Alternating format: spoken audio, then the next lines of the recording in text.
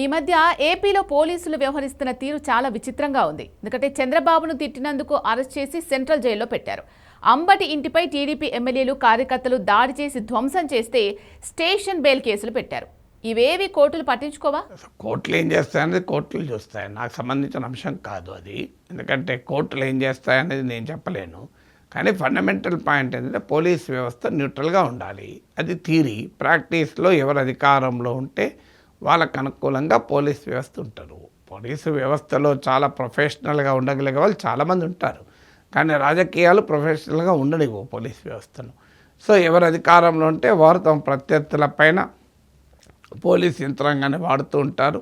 ప్రతిపక్షంలో ఉన్నవారు మేము రాసి పెట్టుకుంటున్నాం, ఏమైనా రెడ్ బుక్లో రాస్తున్నామంటే ఇంకో డిజిటల్ బుక్లో రాస్తున్నామని వీళ్ళ పేర్లు రాసుకుంటుంటారు. వచ్చిన తర్వాత మేము సంగతి తెలుస్తామని కార్యకర్తలకు ఉత్సాహాన్ని ఇస్తుంటారు.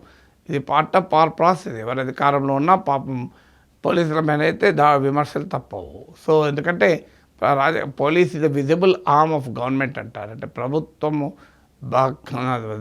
దండం అది. అందువల్ల ఆ దండాన్ని అటాక్ చేయడం ద్వారా ప్రభుత్వాన్ని అటాక్ చేసినట్టుగా భావిస్తారు.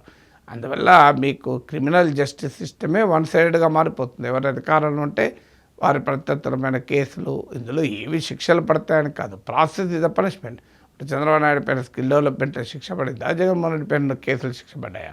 సో ఆయన జైలుకు పోయి వచ్చాడు, దాంతో సింపతి వచ్చింది. జగన్మోహన్ రెడ్డి కూడా జైలుకు పోయి వచ్చాడు, సింపతి వచ్చింది. సో ఇవన్నీ పార్ట్ ఆఫ్ పాలిటిక్సే తప్ప దీని వల్ల కొత్తగా ఏదో జరుగుతుందని కాదు కదా.